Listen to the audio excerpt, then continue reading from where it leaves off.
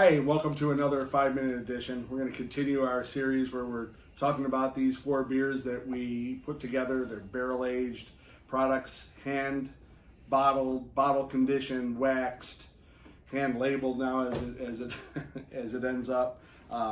This is a extremely handmade project. So we'll talk about the third one of the series, again going out of order.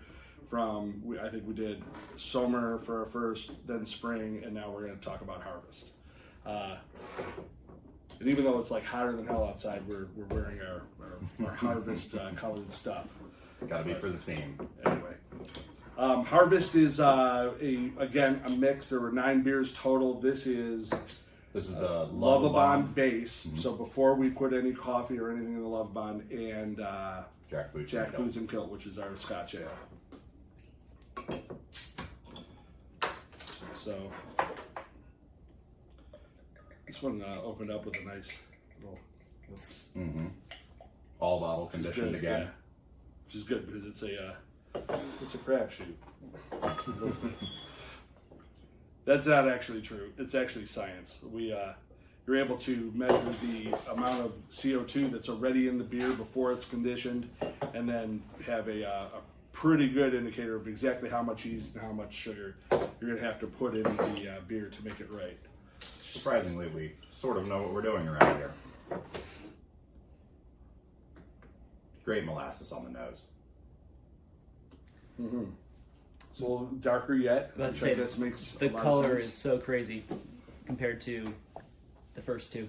Well, I mean, there's a lot more crystal malts, Jack Boots is about that color, and then Lovabond. Although you would have thought it would have lightened it up a little bit. As much Lovabond is in there.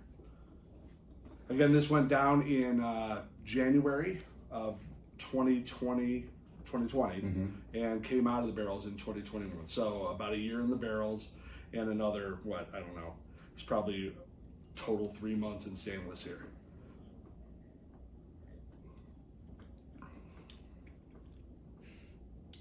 The oak characteristics just play so well with the molasses for me. Yeah. So another thing we put in here is a bunch of raisins, molasses, maple syrup. Anything else?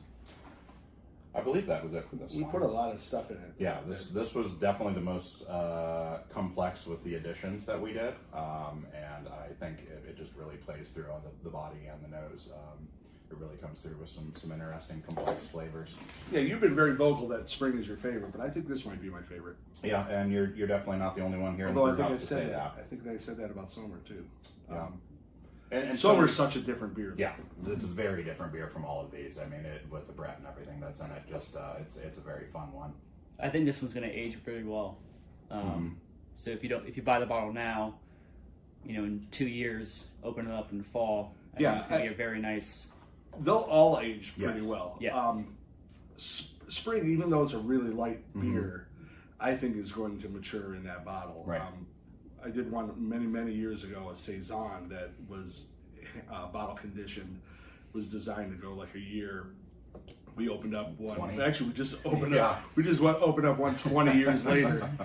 Very unique. Yeah, I don't think it doesn't have 20 years on it, but it peaked like at 10 probably. Yeah, I would say anywhere. I mean, you could safely probably take the majority of these bottles 4 years to see how they're going to mature in your cellar. Keep them out of sunlight, keep them, stored up like this, because remember, these are bottle conditioned and they're going to get a little sediment in the bottom, so remember that when you're pouring them as well.